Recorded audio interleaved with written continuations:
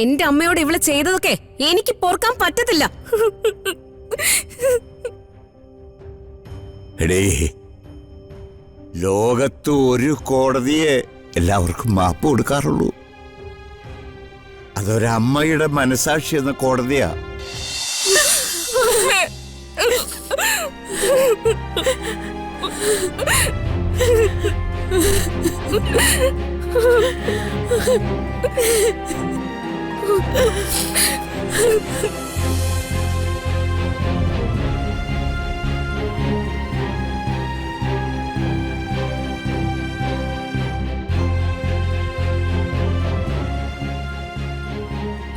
അമ്മ എന്നോട് ക്ഷമിക്കണം.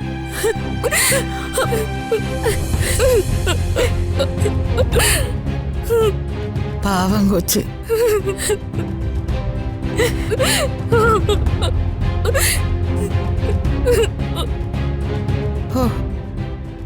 ആ രുക്മിണി എന്റെ കൊച്ചിനെ ഒരു പരുവാക്കി കളഞ്ഞല്ലോ.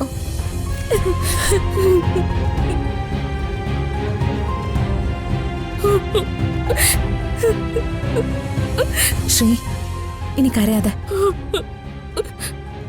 നമുക്ക് എന്താണെന്ന് വെച്ചാ അത് നോക്കാം.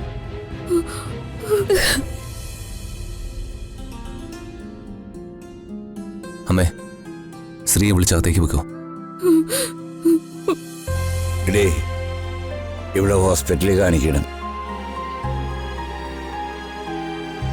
ആ രുക്മിണി ഇവിടെ ഇല്ലാതാക്കാൻ ഏതാണ്ട് മയക്കുമരുന്നൊക്കെ കലക്കി കൊടുത്തിട്ടുണ്ടെന്നാ തോന്നണേ.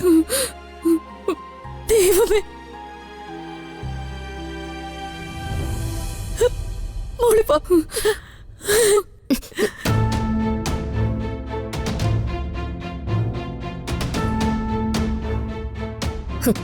അങ്ങനെ അങ്ങ് പോയാലോ?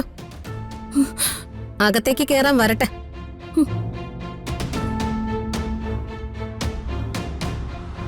ഇവളെന്തിനാ ഇങ്ങോട്ട് കൂട്ടിക്കൊണ്ടുവന്നേ?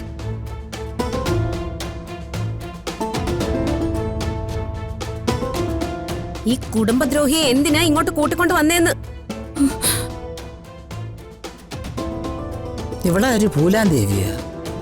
ഇവൾ ഈ കുടുംബത്തോട് ചെയ്ത ദ്രോഹമൊക്കെ നിങ്ങളൊക്കെ അങ്ങ് മറന്നുപോയോ? പ്രിയച്ചി, ഒരാൾക്കൊരു ആപത്ത് പറ്റുമ്പോഴല്ല കുറ്റപ്പെടുത്തേണ്ടത്. അത് ശരി. അപ്പൊ നീയാണല്ലേ ഇവളുടെ കണ്ണീരൊപ്പാൻ ഇറങ്ങിയ മാലാഖ? ചേച്ചി, ഈ കൊച്ചിനോട് നിന്റെ ക്രൂരതയൊന്നും വേണ്ടാട്ടോ. എനിക്കിത്തിരി ദണ്ണമുണ്ട്. ഇവളുടെ വയറ്റിൽ വളർന്ന കുഞ്ഞിനെ ഇല്ലാതാക്കിയത് എന്റെ അമ്മയാണെന്ന് പറഞ്ഞവളാ ഇവള്.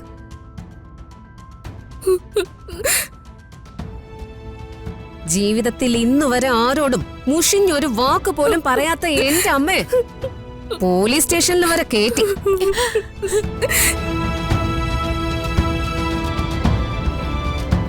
ചാനലുകാരെ കൊണ്ട് അത് വാർത്തയാക്കി നാണം കെടുത്തി. തകർന്നു പോയ എന്റെ അമ്മ തൂങ്ങിച്ചാവൻ കയറെടുത്തു.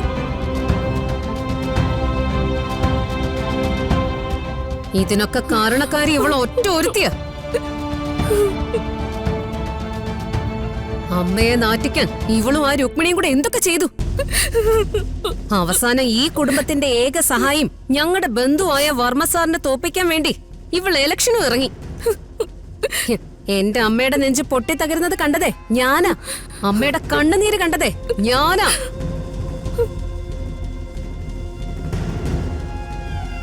ആരൊക്കെ ഇവളോട് ക്ഷമിച്ചാലും ഇവളോട് ക്ഷമിക്കാൻ ഞാൻ തയ്യാറല്ല.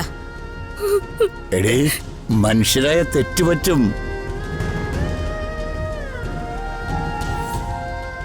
തെറ്റുപറ്റിയവരെ ആട്ടി ഓടിക്കല്ല വേണ്ടത്, മാപ്പ് കൊടുത്ത് കൂടെ നിർത്തണം. 1000 നീതിമാന്മാരുടെ നന്മയിലല്ല ദൈവം സന്തോഷിക്കുന്നത്, ഒരു മഹാഭാവിയുടെ മാനസാന്തരത്തിലാ.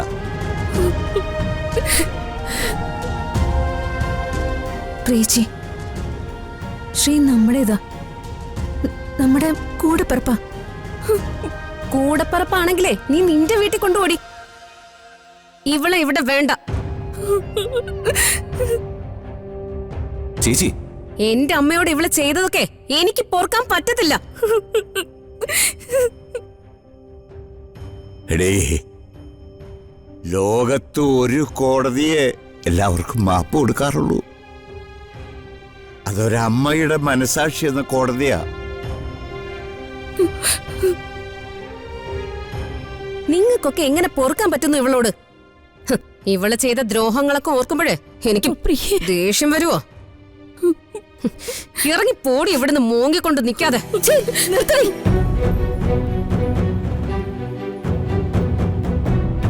നിന്നെ പോലെ ഇവളും എന്റെ മോളാ. കരഞ്ഞു തളർന്നു നിൽക്കുന്ന എന്റെ മോളോട് ആവശ്യമില്ലാതെ പറയാൻ വന്നാണ്ടല്ലോ, നീ മേടിക്കും. ഞാൻ പറഞ്ഞേക്കാം.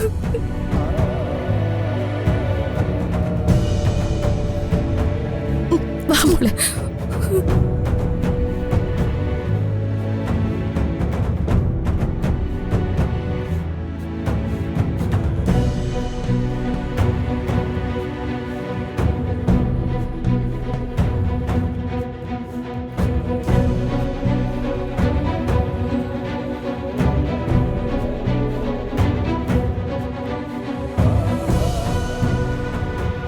അമ്മ അവളോട് ക്ഷമിച്ചു ജയേട്ടാ.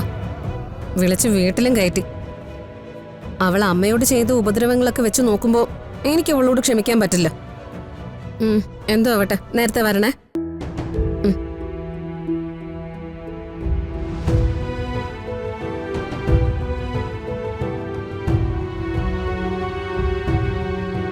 മോളെ, രുക്മിണി എങ്ങനെയാ ഈ മരുന്ന് തന്നത്?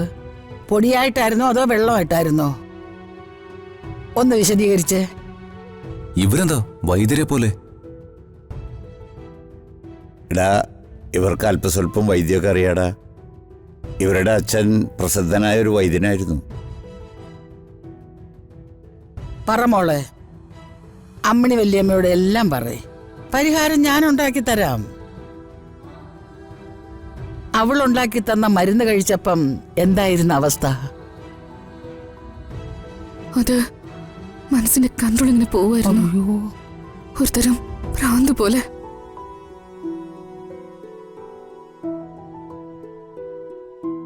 ഞാനത് വിശദീകരിക്കാം.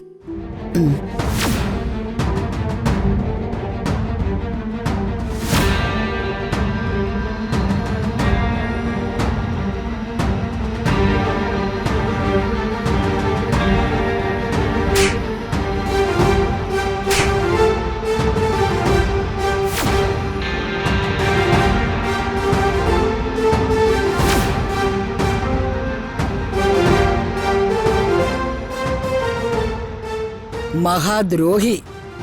ഓ, അവൾ എന്ത് അക്രമമായി കാണിച്ചത്?